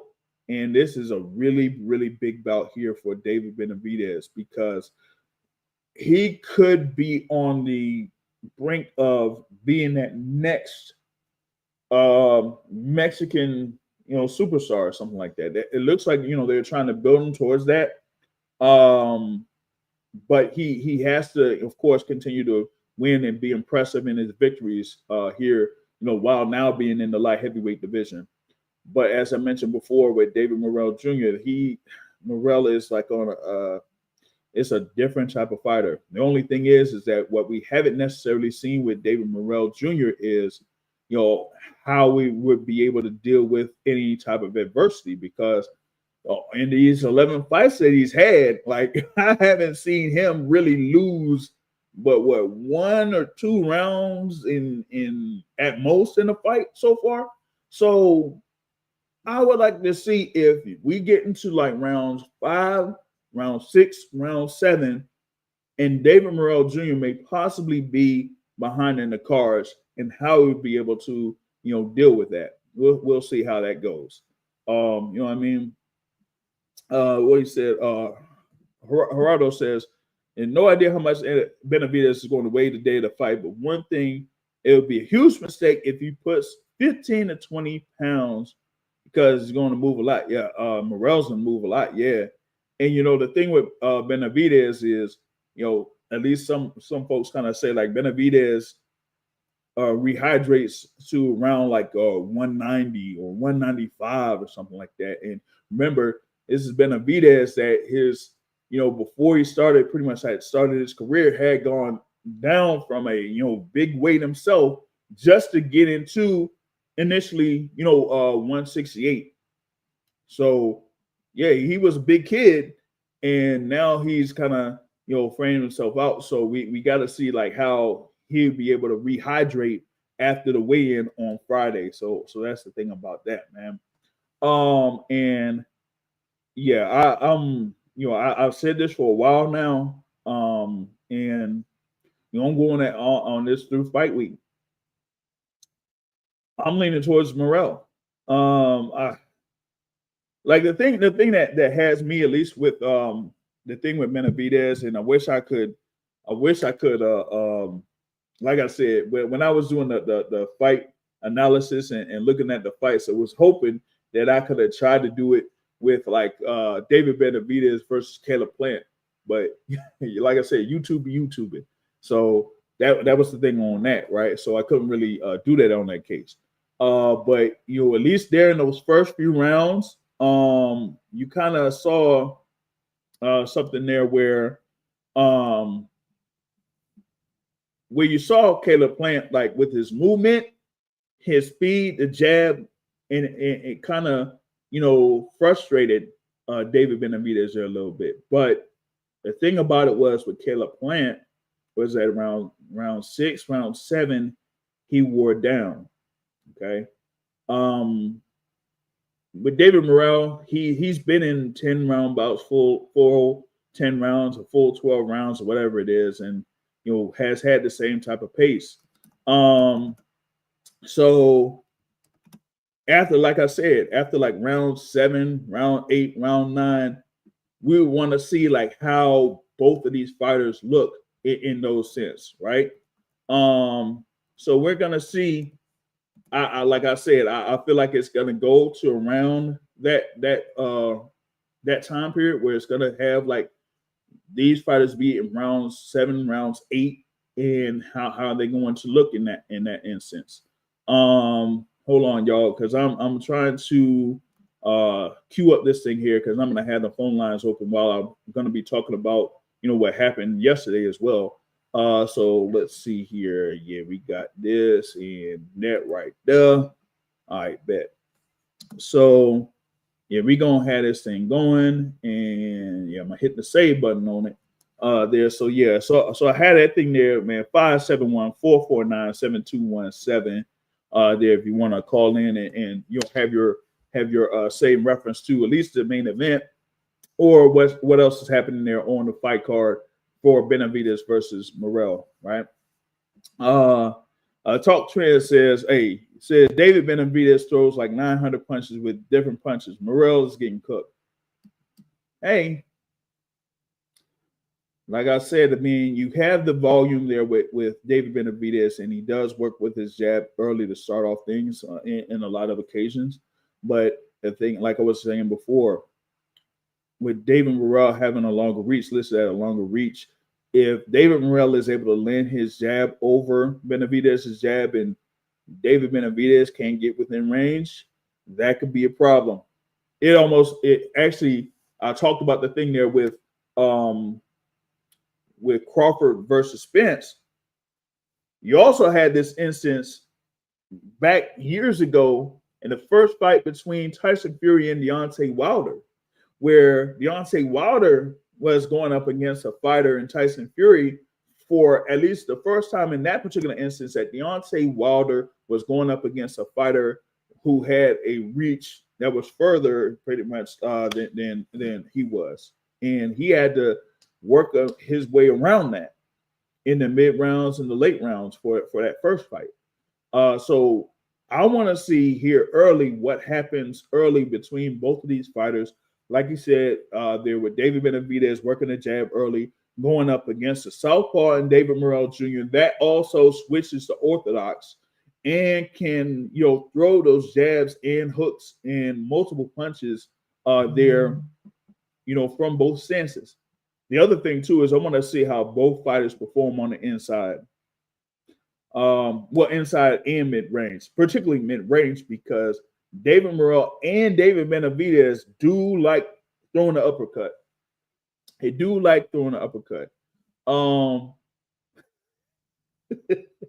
Oh, come on, man, come on, come on, y'all. He's turn says compare the no skill Wilder with Benavidez. That's wow. Come on, man. I mean, I'm just saying. Telling the tape. That's what I'm doing. Telling the tape, man. Come on. You can't do Wilder like that, man. Come on, man. That's crazy, man. That's crazy. But like I was saying, with that initial, like the first couple of rounds is going to be really key in this bout, because you're going to see. I feel like you're going to see a difference between both of these fighters within those first two rounds. Um, and like I was mentioning there, I feel like this is where like they say it's a 50-50 fight, right? That the corners are going to be really key in this. You're going to see, what Jose Benavidez Sr. is going to be all about there. And you got, of course, Coach Ronnie Shields. And, of course, with Ronnie Shields, you've seen who Ronnie Shields has been in the corner under, with the likes of Evander Holyfield, Mike Tyson, of course, Jamal Charlo, Guillermo Rigondeaux, among multiple others, right? So with this, it's going to be something there with Jose Benavidez Sr. Now, he was able to, have the upper hand last night with Diego Pacheco against Steven Nelson. I'll talk about that here right after this. But this is going to be a really, really good one here for David Benavidez, and I'm looking forward to it. Two undefeated fighters, two guys that are pretty much at the top of their game at this particular point in their careers. And like I said, I'll be there for fight week. So y'all follow the channel here during fight week. I have to figure out the schedule because I'll see if I can pull up the schedule here on the side, because you're gonna have grand arrivals there for this, and if I'm not mistaken, they will have a joint there for the workouts. So yeah, I'm going to check out the Fight Week media schedule. It said events begin there on Wednesday there, as the grand arrival started about 2 p.m. Eastern, not 2 p.m. Eastern, 2 p.m. Pacific time, 5 p.m. Eastern. And they're going to have the arrivals and the media workout on there. So, man, this is going to be something. All right. So, yeah, we're going to see how we're going to do it. Either you have the live stream on Premier Boxing Champions, or, like I said, we'll have something here on the channel. Yeah, it's going to be something there. How I'm going to work that, because I have a thing where if you check out the BoxingSource.net, we have like fighting in photos. So I'm going to see if I could, get photos there during fight week. Question there from 93 Octane. This is the first time two interims, you basically call it interim, there with David Morrell Jr. are being unified. If so, what impact does it have? All right, I'm going to be real with this one. It means that the winner ends up paying the WBC and the WBA sanctioning fees for holding both of those belts. Oh, man, this goes back to, what, who is it, my guy, man? Iceman John Scully said, when I had a conversation with him a while back, that he said, man, these belts, man, he's like, come on, man. Why are we having these interim belts and these, regular belts and, these other world titles when there should be like one champion and that's it? You know what I mean? So, I guess like this puts them in position, and like I said before, to fight the winner of the rematch between Artur Beterbiev and Dmitry Bivol. Because outside of that, I really don't see much else there within the light heavyweight division that could really build up the winner of this fight coming up on February 1st. I'm not sure if the winner will make the trip over to Riyadh for that fight February 22nd, but at least here in this one kind of like says, hey, you know what? The winner here is without question the fighter that's just below Benavidez, Beterbiev and Dmitry Bivol there that'll have their bout rematch for the undisputed championships at light heavyweight on February 22nd. So that's what this particular bout has on the line here for February 1st. But yeah, that's mainly my preview there. Like I was mentioning there for Fight Week, it starts on Wednesday, January 29th with the grand arrivals and media workout at 2 p.m. Pacific time, 5 p.m. Eastern time there. So yeah, I will be there live for that. I'm looking at this thing here. It says it'll be for about probably about an hour and 30 minutes or something like that for the grand arrival. So you do have that. And then the press conference is going to be on Thursday at 3 p.m. Eastern time there. And the weigh-in is going to be at 4 p.m. Eastern time there. Looks like scheduled for 4 p.m. Eastern time at the MGM Grand Garden Arena. All right, yeah. So that's the Fight Week schedule for these the upcoming days there before the fight card on February 1st there. So definitely looking forward to that. Y'all, like I said, you follow the channel here on YouTube. We'll have stuff on here. Follow the social media there with the, of course, X or whatever they want to call it, Instagram, and also have the Facebook page as well. And we'll have more in reference to that fight card and see if we could get more conversations with the fighters involved, trainers involved there while we're there. It's pretty much going to be almost to a certain extent a one-man show up until a certain point there. So like I said, just follow the Boxing Source. We'll have what coverage you need there for that particular fight card. All right, bet. So now I wanted to get into what was happening there on Saturday or yesterday there at the Cosmopolitan Las Vegas. You had Diego Pacheco going up against Steven Nelson there at the headline. You had the WBO International Super Middleweight titles. Like I said, there with all of these belts, man, it's insane. It's just insane. So you had that belt on the line. You had the WBC USA Super Middleweight title also on the line there. As Diego Pacheco held those belts going into this bout against Steven Nelson. Both fighters undefeated. Diego Pacheco was there with a record of 22-0. Steven Nelson a record of 20-0.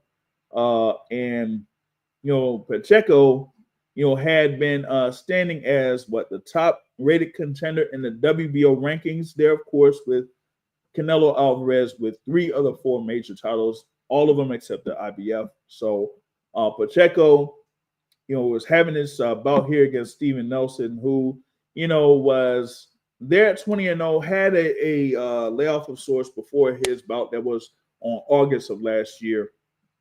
But really try to get it here in this one to really do his thing, and went the full 12 rounds. It was a good bout, good scrap.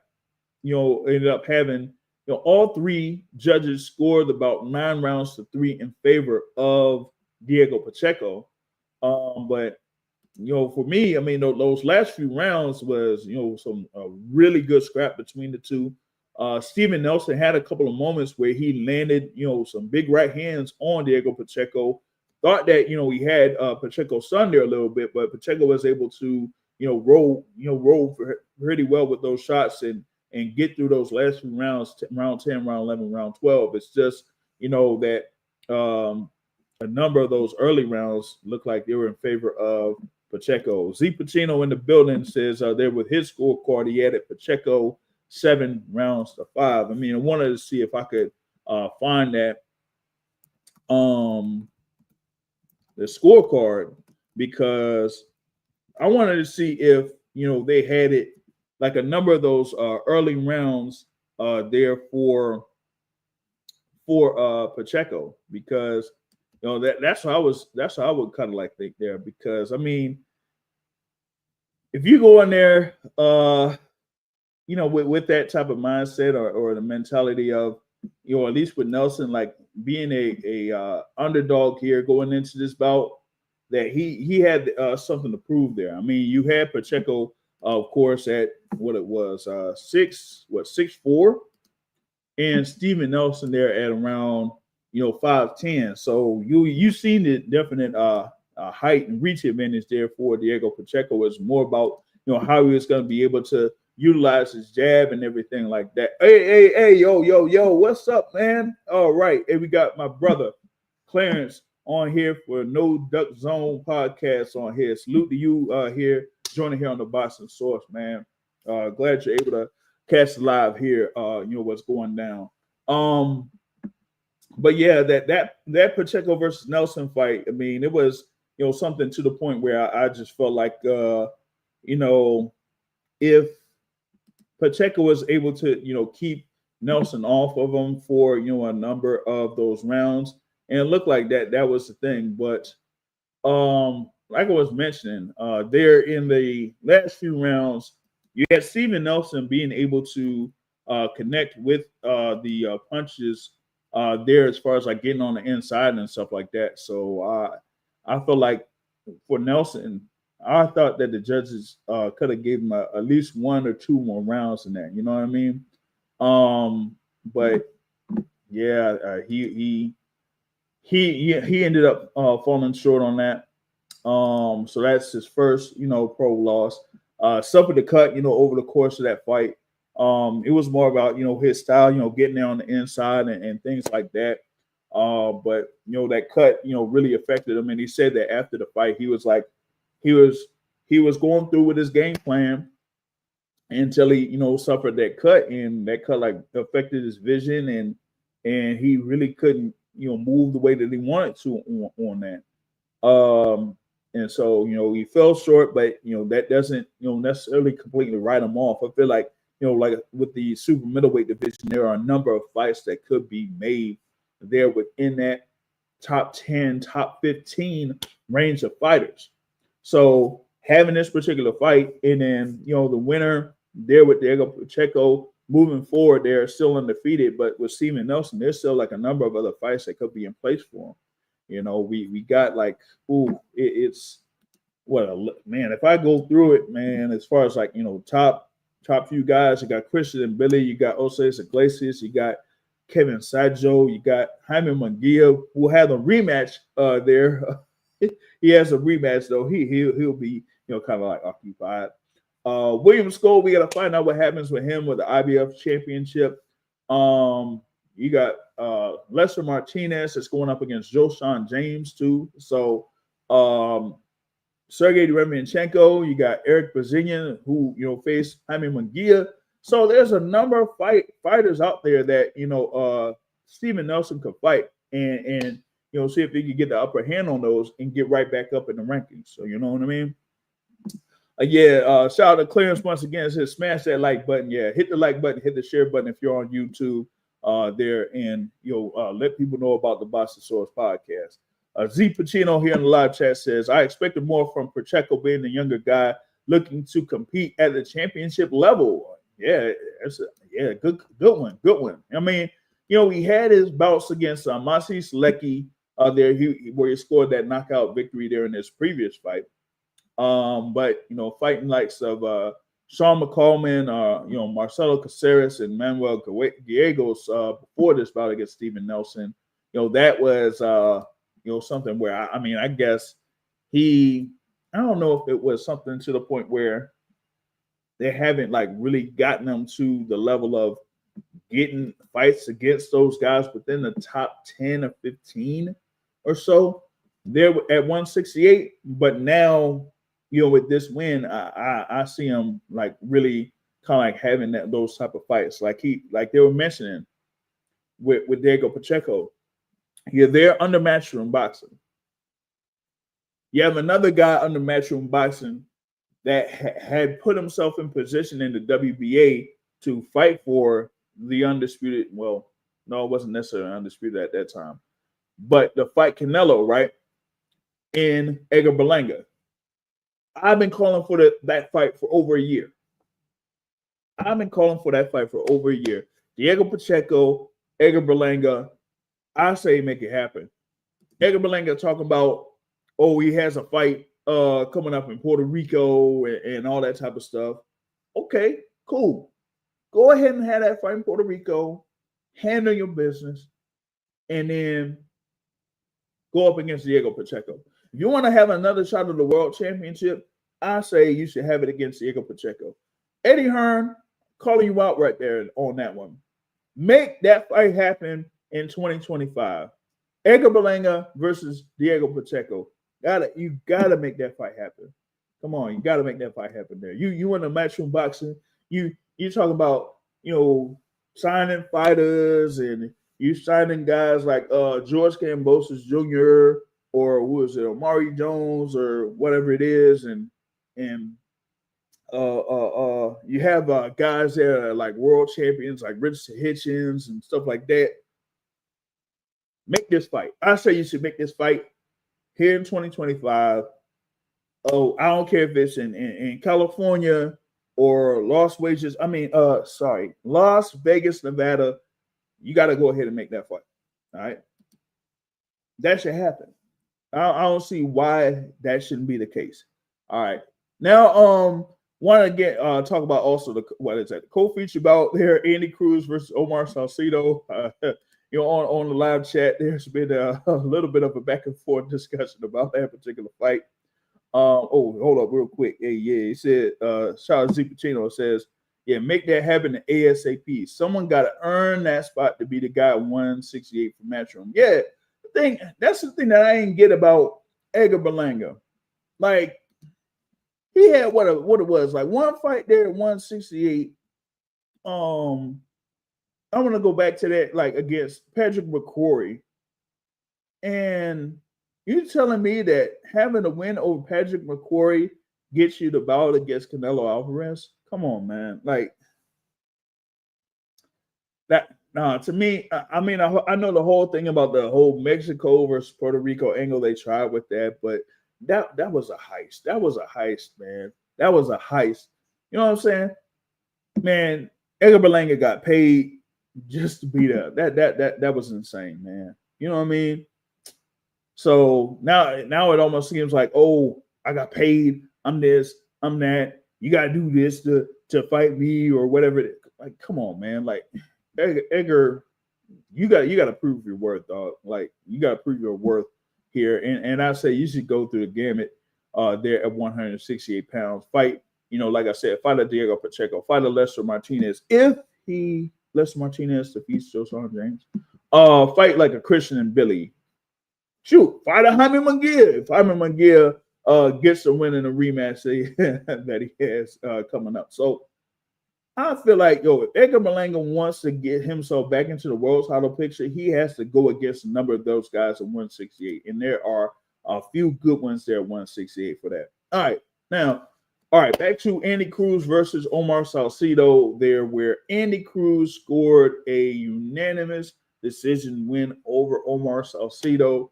2 scores of 98-92 and 1 score of 99-91. I mean, that's his 5th win here in his professional career there. He is there at, like I said, at lightweight, IBF International lightweight title. Here we go with those belts there, right? But he's there, of course, at lightweight. At the time, they had him at around number 5 in the IBF, below the likes of Ray Murataya, Keyshawn Davis, and Zara Abdullayev. There with Vasyl Lomachenko as the current champion in the IBF, right? They say that they're going to have a interim title bout between Abdullayev and Ray Murataya. Yet another title here being created by these sanctioning bodies. It's crazy. Listen, you know what? I ain't even gonna go to Errol Spence Jr. route on talking about these sanctioning bodies with this. All right. So Andy Cruz is there at number 5. All right. I don't know if they're gonna have him in another bout, maybe against Lucas Body or Josh Padley or something like that. But he could be in position to fight for a world title. I ain't saying that it's going to happen this year because they feel like, Vasyl Lomachenko is going to have a defense and then potentially have a unification bout later in 2025. But outside of that, with Andy Cruz, for here being highly ranked in the IBF, it looks like that's the route that they're going to go for Andy Cruz. I'd have to check here. They got him at what, number 15 in the WBO. And they have him at what is it? Number 6 in the WBC. So, also number 4 in the WBA, right? So they're gonna have I guess they're gonna position Andy Cruz to go the IBF route. Matchroom has a number of fighters that are either champions for the IBF or being champions in the IBF. So I think that's gonna be the route there for that. Hold up real quick. A shout out 93 Octane here. He says Pacheco, Berlanga, and Billy Osays Iglesias 168 tournament. Run it. Or you got like a Matchroom versus Eye of the Tiger Promotions. Is Billy and Iglesias are there for Eye of the Tiger Promotions.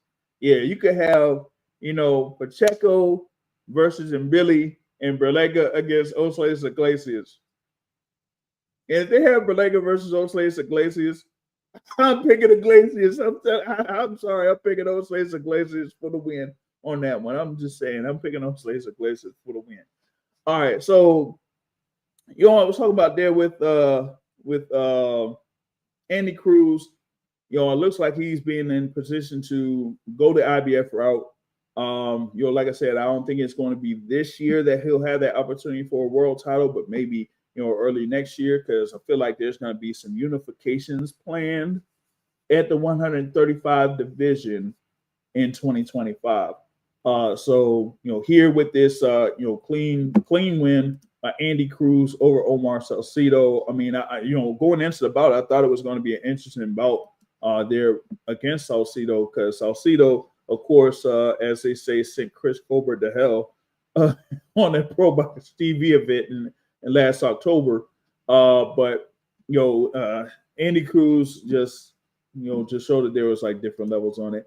I know that there was something there where he had like a little bit of an encounter of sorts with Asher Core, Nafisa Heath Stevenson, and Keyshawn Davis. And I hate what was it, the Zone, or I think it was the Zone or something, with their caption where they played the clip of Andy Cruz dapping up Shakur Stevenson and Keyshawn Davis, and Keyshawn Davis really wouldn't give him daps. And then the caption, they said, "Unhappy son." I'm like, that's some savage stuff right there, man. You can't unhappy son. That's wild, man. Yo, shout out to Jake Paulon in the building. What's going on with Jake Paulon, man? You got Jake Paulon out there. You check out his channel on YouTube as well, man. Definitely got a great topics on multiple things there as well on his YouTube channel there. So he's been a great supporter here for the Boxing Source. He's been on here through the Boxing Source there. Yeah, it was Matchroom. It was Matchroom. They put on that caption, man. I'm like, oh man, that was crazy. That was definitely crazy. Hold on, man. You know what? I'm gonna see if I can pull it up. I will pull it up. Oh my God, that was just insane there, man. You talk about unhappy son. That was just wild. All right, let me see here. What we got? We got Matchroom Boxing. There in where's that? All right, I'm gonna see if I can find it there. Yeah, here it go. All right, let me see there, man. Oh man. All right, here we go. Let's see if I can share the screen there. Yeah, Instagram. There it is. Yeah, there it says unhappy son. That's absolutely wild there. Absolutely wild there, man. Shout out to Warlock Boxing in the building here on the live chat. Salute to you. Yeah. Also, yeah. If y'all have any takes of what went down this weekend or what's happening next weekend, you got the number down there, 571-449-7217. Once again, 571-449-7217. Call in if if you want to, have some takes on what's happening here in the sport of boxing. But yeah, there it goes. It says unhappy son. That's absolutely wild there, man. Absolutely wild. Oh man. But like I said, with Andy Cruz, he'll kind of like position himself to where he could probably compete for the IBF title there in the lightweight division there. And like I said, with Vasily Lomachenko looking like he's going to be back in the ring here pretty soon. I know that they're trying to see about having an IBF interim title bout, maybe between Abdullayev and Ray Murataya. And of course, with Keyshawn Davis currently ranked number 3 in the IBF, but he's going to be going for the WBO lightweight championship against Dennis Berinchyk on February 14th. So that kind of like gives you the scene there at 135 pounds. You also had Ernesto Mercado going up against Jose Pedraza. And that was like easy work. Ernesto Mercado with that TKO victory over Jose Pedraza. It's like, I'm sorry there, but Pedraza there, that is his 3rd consecutive loss. That his 4th loss in the past 5 fights. And the only other fight that wasn't a loss was a split draw to Richard Coleman. Of course, he got dusted up by Keyshawn Davis last year. And you see what happened with Keyshawn Davis and where Keyshawn Davis is now. Now, I ain't saying the same thing here is going to happen with Ernesto Mercado because, listen, this one was listed at the super lightweight division. So, yeah, Jose Pedraza that was going up against Keyshawn Davis in a lightweight division, and now here the super lightweight division going up against Ernesto Mercado like that. Yeah, that was kind of insane there, man. You know what I mean? But now Ernesto Mercado is what now 17-0. 17-0, and that registered as his 16th KO victory. You know what I mean? So he's out here doing work and stuff like that. Let me see, man, because I think he had something tripping on this or whatnot, man. I'm gonna try something here, man. Because man, this thing should be active. Yeah. All right, so check this out. I'll hit you back here. Hold on real quick. I'm going to see if I got something going down. So let me see here what's happening. If this thing here could go down, man. Let's see. Yo, what's happening? Boston Source checking in. What's happening? Who calling in? Yo, it's Gordior. I was in the chat in there.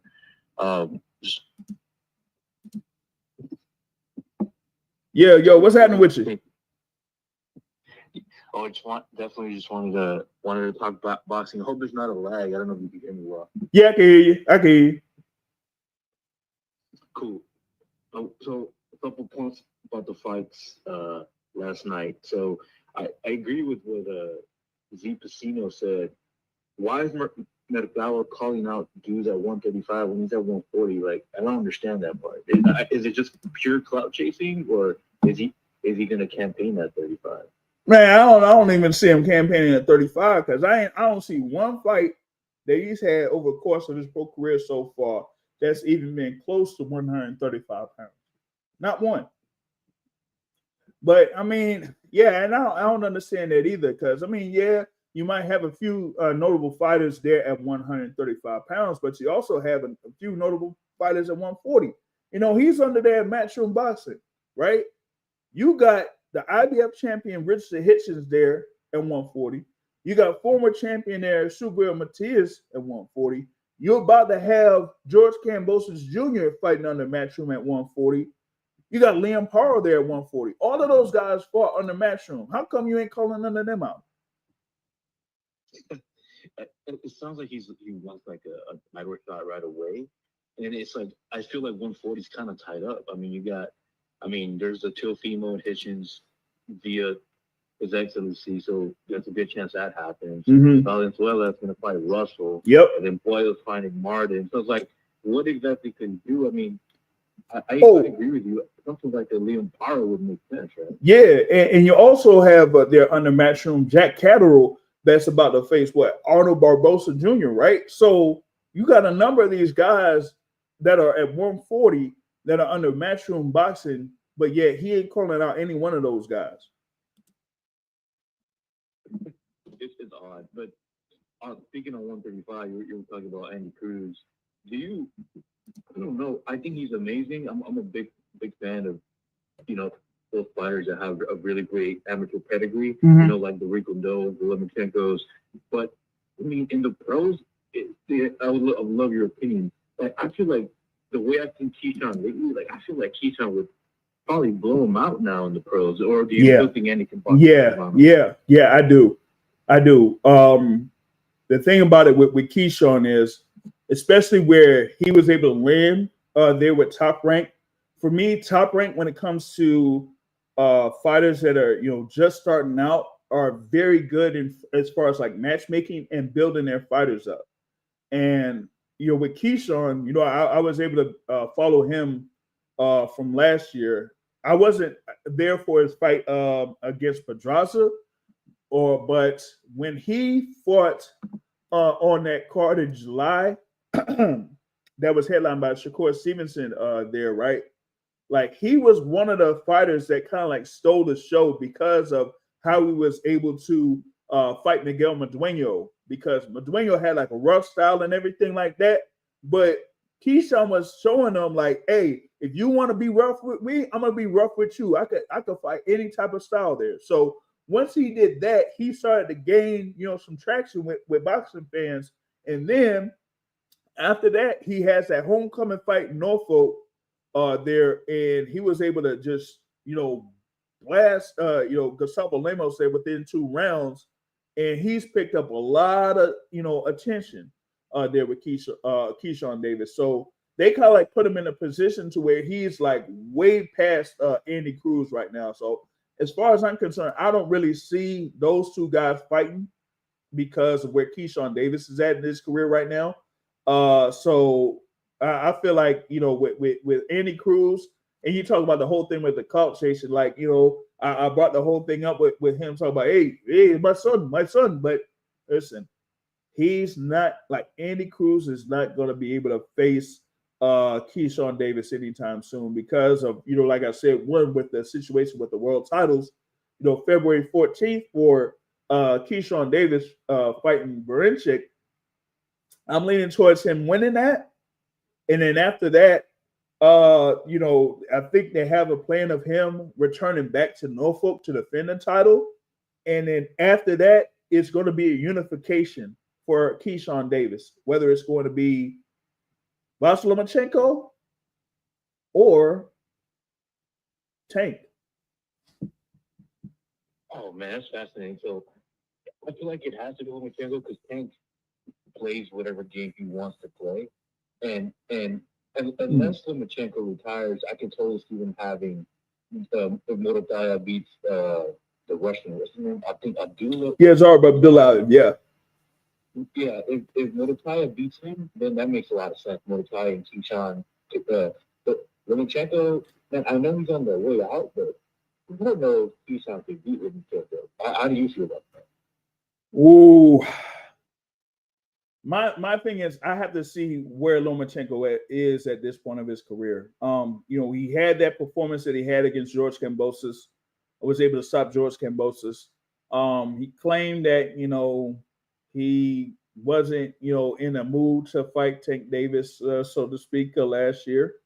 They say that he might be dealing with injuries or something like that. So I will want to see if Top Rank matches him up to, have a defense of that IBF title. And then once they see where he's at, then they'll figure out what direction they'll put him at, whether it's maybe they'll finally get him to say, hey, look, you're gonna have to fight Tank Davis. That's a big money fight. No, but either they have that or they'll say, hey, maybe we'll, kind of build behind Keyshawn Davis, because like I was mentioning there with last year, what they did with Keyshawn Davis, actually Keyshawn is being built the right way and doing things the right way in comparison to somebody that's under Top Rank and having a little bit of issues right now in Teofimo Lopez. So it's going to be, like I said, the lightweight division is going to be interesting here in 2025. and you're going to see a lot of activity with multiple fights there within that division. Yeah, I'm excited for the division because, like, I remember Abdullah because when he fought Heaney a while back on his own, I remember watching that fight, and he's solid, but Muay should be able to win. I think Muay Thai would probably be the favorite, and then Tank and Roach, everyone's sleeping on Roach. Like, I understand Roach is not like a big name. I know Tank is extremely popular, but Roach can really box, so I wouldn't be surprised if this goes with the 12 rounds. But I mean, Tank has knocked out everybody, so I get why people feel the way they feel. But if Roach pulls that off, I mean, then Tank's going to be occupied with him. They'll probably rematch. And then Shakur, man, I would love Shakur to go for like undisputed and stuff like that. But it's like I see his interviews all the time. It sounds like he's not really interested in that. He did spar this guy named Sam Noakes when he went over there to UK. Yeah, and he spoke pretty well about him. I think Sam Noakes is ranked pretty high in the WBO. I would love to see those guys like kind of get it in, but there's so much talent at 135. I mean, like Edwin De Los Santos, like I haven't seen him fight in forever. He was very, very talented. Yeah. So he had some health issues there over the past year. I got word of that. Shout out to Brush Boxer on that one. But yeah, he's had some health issues, but he'll get himself working back to get himself back in the ring there. Edwin De Los Santos. And you talked about Sam Noakes there, where they got him at least listed at number 3 in the WBO and number 7 in the WBC. So we'll have to see what happens here with Shakur Stevenson, of course, who's facing Kid Austin there for Schofield Jr. on February 22nd. But yeah, after that, I'm not sure because for me, I feel like him signing with Matchroom was a questionable move because one, he probably could have gotten the most money sticking with Top Rank and could have potentially had some other pivotal belts there at the lightweight division. But going with Matchroom, at least in this particular sense, I don't really see like what the route would be for Shakur Stevenson to have in the 3 fights that he currently has going on under that current Matchroom deal. Yeah, no, that's a great point. I agree. When he was like kind of debating what to do, I understand why he left Top Rank. They kind of did him dirty. Like I don't know if you saw his last fight. They were like showing people leaving the building and stuff like that. I was there. I was there in Newark, the Prudential Center. So yeah, I see the whole thing. Like I was talking about there with Keyshawn Davis. You had Keyshawn Davis on the card. You had Abdullah Basin on that card, and those fighters were the fight fans were like looking for their fighter to have like a great performance and show up and show out. You know what I mean? And once they kind of seen that it wasn't gonna end up being that way after like round 9 and round 10, they're like, you know what? Let's just pack it in a little bit early, man, because we already know what the result's gonna be. So let's try to beat the traffic, so to speak, or whatever it is. But hey, it is what it is on that one. So I mean, I kind of feel you on that, but there's a couple of people that I do know within Top Rank, so I can't really expound on that too much. Man, I'm such a purist. Like I would like to see Andy Cruz and Shakur go at it. Like I know that'd be like a big chess match, but that would be like so exciting, at least for me to see like what's gonna happen working with them go. But I think Shakur now what he has to do is just not lose that WBC belt. Yeah, like, just no matter what, as long as he stays champion, like people are gonna have to come to him. And then now that he's working with Matchroom, he does work with Top Rank sometimes, so it's still possible to probably make some fights. Yeah, so I think that's probably the best way to go forward for him. Actually, I still don't think this may happen, but I did talk about the thing there with Andy Cruz, and I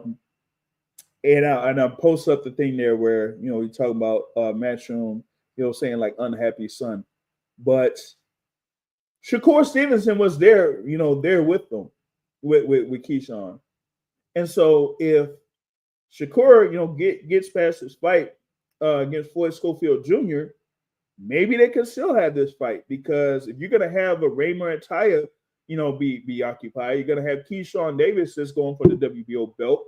You got Eastside Cruz that's fighting at 140, coming up here. Tevin Farmer got a rematch scheduled, right? And Abdulayev is, going to be facing Murataya.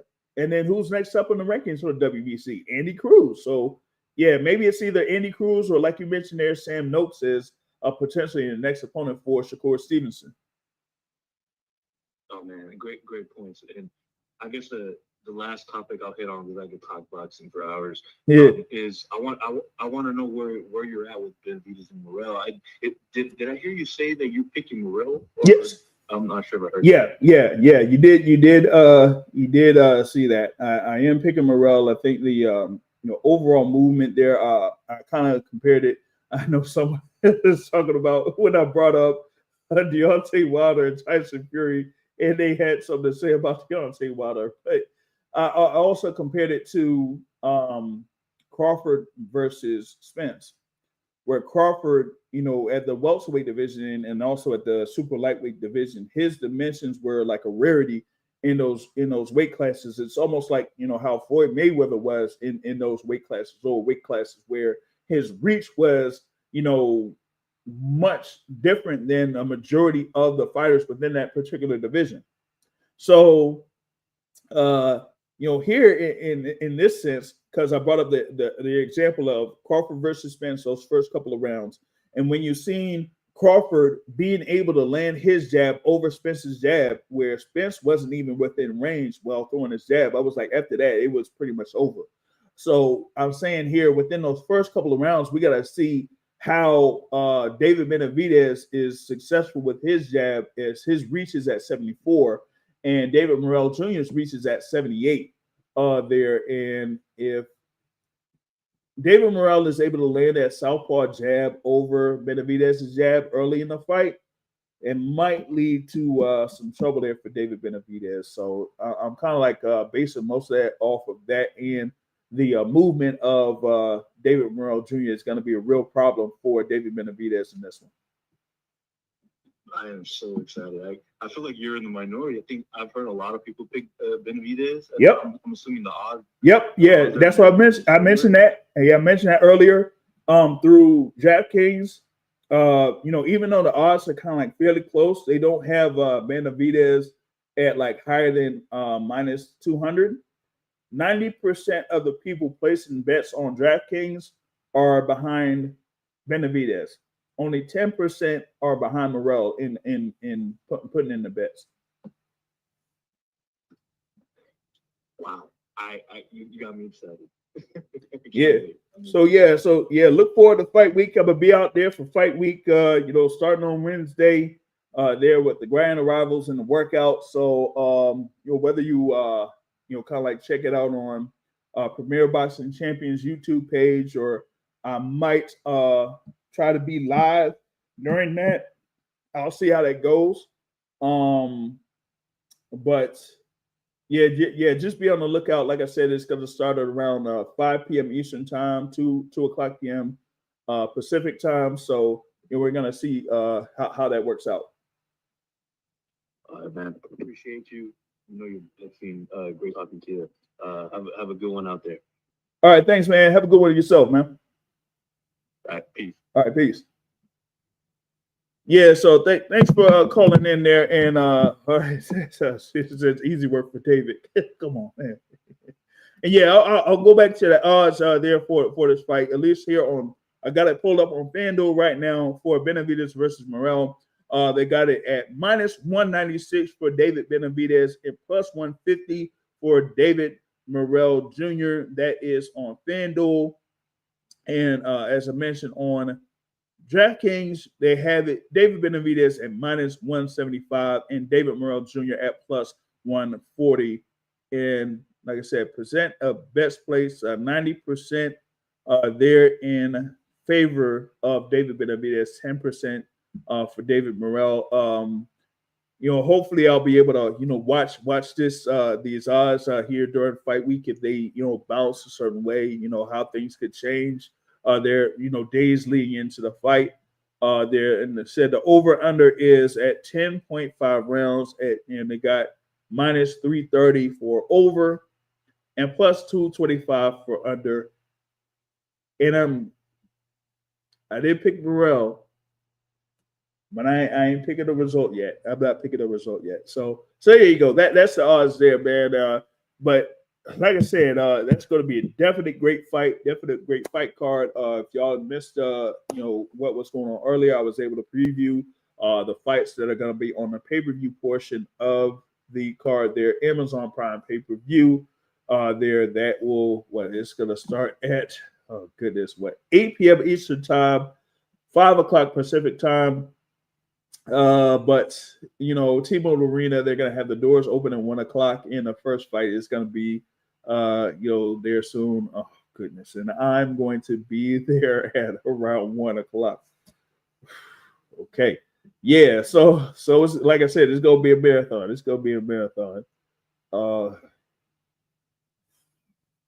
Come on, man.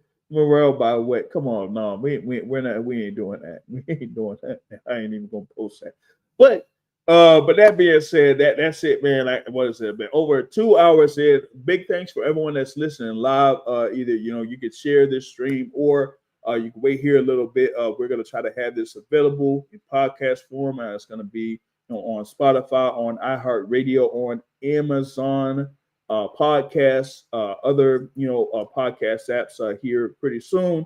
And like I said, a couple days away, Fight Week's going to start out there in Las Vegas, and I'll be there. So y'all follow the social media apps there. If there's anything that maybe you want more information on, like I said, over the past few weeks, I've been able to chop it up with Coach Ronnie Shields, who is, of course, in the corner there for David Morrell Jr. And also, you could catch that interview with Coach Bob Santos that's on the YouTube channel there, as he's going to be in the corner of the Candyman, John Easter, and also Jason Rosario.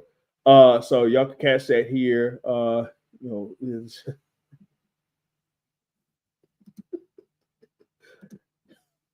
on, man. Come on. Nah. Ryan, man. Ryan's a whole different story. He did it and everything like that. But the other one, nope. Because you gotta catch the other shows there on that front. Because when you're the WBA champion, you're in the WBA rankings, you have to have a certain amount of tests there. And yeah, they definitely tested here for these fights. So there's that. But with that being said, that is the of the January 26, 2025 episode of the Boxing Source podcast. Once again, thanks for everyone that has been able to listen live and participate here within the chat. And for my guy that was able to call in, there, big thanks for that. They were going to try to have more of that here on these future podcasts and whatnot for y'all to go ahead and participate. But once again, share this stream here on YouTube, or if y'all want to hear on audio form, like I said, it'll be available on audio form through Spotify. So with that being said, I'll catch y'all later. Peace out.